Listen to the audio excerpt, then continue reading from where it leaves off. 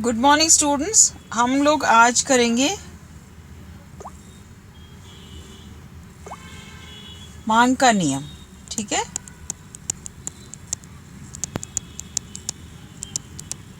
मांग का नियम जो है वो अर्थशास्त्र में बहुत ही महत्वपूर्ण एक नियम है।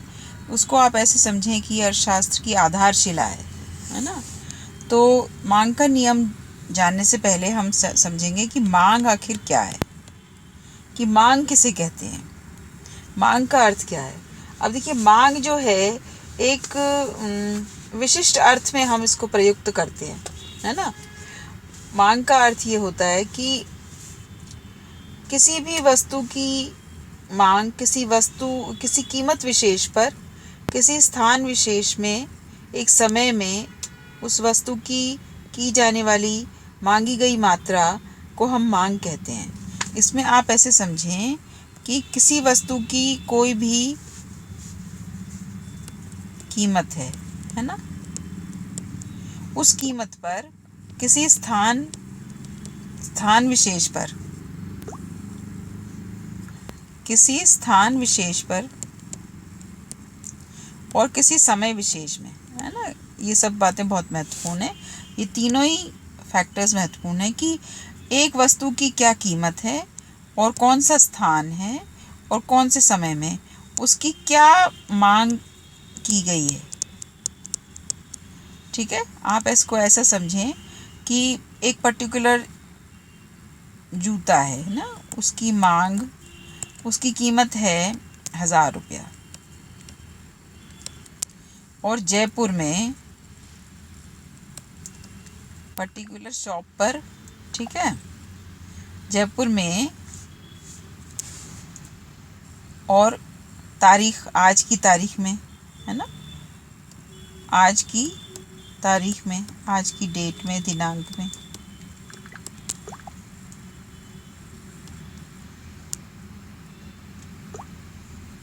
आज की दिनांक में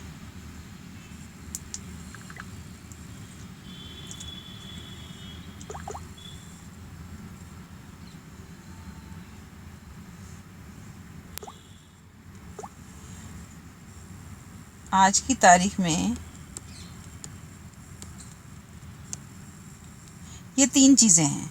एक जूते की कीमत 1000 रुपये है जयपुर में और आज की तारीख में, तो उस जूते की 1000 रुपये कीमत पे 100 जोड़ी जूतों की मांग है,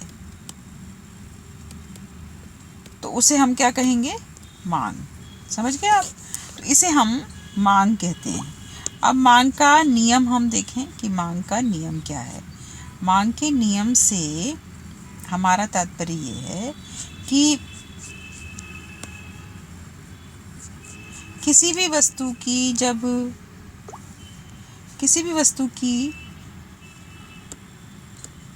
कीमत जो है वो मांग को प्रभावित करती है। यानी कि हम ऐसा कहें कि कोई भी वस्तु, एक्स वस्तु है, उसकी जो डिमांड है, डिमांड ऑफ एक्स, किसका रिजल्ट है? उसकी प्राइस का, प्राइस ऑफ एक्स का। समझ गए आप कि कीमत जो है वो मांग जो है वो कीमत का परिणाम है। कि किसी भी वस्तु की कीमत अगर बढ़ जाती है तो मांग घट जाएगी, और कीमत कम हो जाएगी तो मांग बढ़ जाएगी। यानी दोनों में विपरीत संबंध है, कीमत में और मांग में, दोनों में विपरीत संबंध है। ठीक है, विपरीत संबंध का ये जो विपरीत संबंध है, यही मांग का नियम है। This is law of demand. ठीक है, यही लॉ ऑफ डिमांड, मांग का नियम है कि कीमतों से मांग प्रभावित होती है और कीमत के घटने से मांग बढ़ती है और कीमत के बढ़ने से मांग घटती है। इसी को हम मांग का नियम कहते हैं।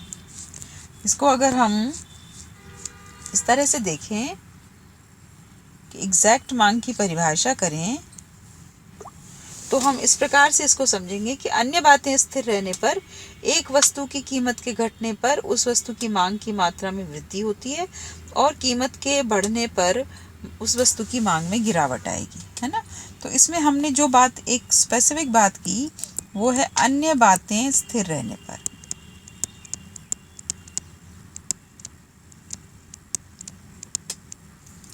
अन्य बातें स्थिर रहने पर।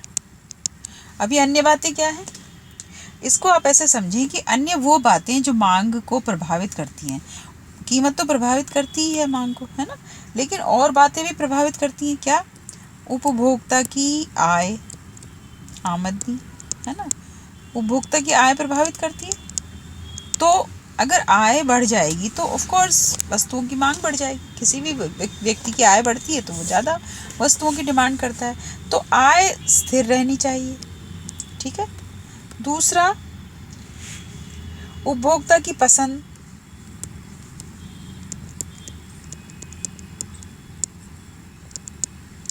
उपभोक्ता की किसी चीज़ को पसंद करते हैं तो फिर उपभोक्ता क्या करता है? उसको ज़्यादा कीमत पे भी खरीदता है।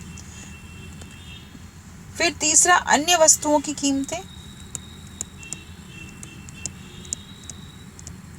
वो भी स्थिर रहनी चाहिए। कई बार अन्य वस्तुओं की कीमतों में अंतर पड़ने से भी मांग बढ़ जाती है। जैसे मान लीजिए आप कैंटीन गए समोसा और कचौरी खाने, तो समोसा कचौरी दोनों 5-5 रुपए के हैं, लेकिन आप आज गए तो आपने देखा कि समोसा आज 2.5 रुपये का मिल रहा है। आप रोज़ कचौरी खाते थे, लेकिन आपने क्या किया कि कचौरी ना खा के समोसा खाया। तो अब क्या हुआ कि समोसा अन्य वस्तु है और कीमत, कचौरी की कीमत बढ़ी नहीं है, 5 ही रुपए है, लेकिन समोसे की कीमत कम होने से कचौरी की मांग में कमी आ गई। क्यों? क्योंकि समोसे की कीमत में कमी आ गई थी। तो अन्य वस्तुओं की कीमतें भी ना बदलें, यानी ये तीनों बातें स्थिर रहें, तभी कीमत का मांग पर सीधा प्रभाव पड़ता है। और दोनों में कौन सा संबंध है? विपरीत संबंध। समझे आप? ये मांग का नियम कहता है। अब इसको हम डायग्राम से देखें तो देखिए, मांग का नियम जो है वो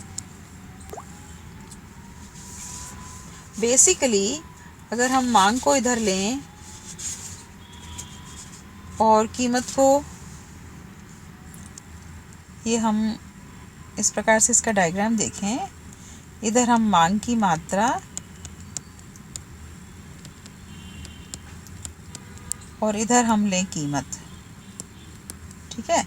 मान लीजिए एक वस्तु की कीमत 1 रुपया है, फिर 2 रुपया हो गई, फिर 3 हो गई और फिर 4 हो गई।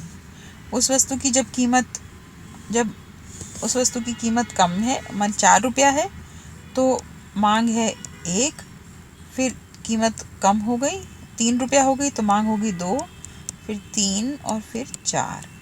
यानी कि 4 रुपये कीमत होने पर एक वस्तु की मांग है 1, 3 रुपये कीमत होने पर वस्तु की मांग है 2, और 2 रुपये कीमत होने पर 3, और इस प्रकार से 1 रुपया होने पर 4। तो ये हम इसको अगर हम एडजॉइन करें तीनों को, तो ये हमारा हो गया डिमांड ऑफ एक्स। इसको कहेंगे मांग वक्र, ठीक है। ये आपका मांग वक्र हो गया।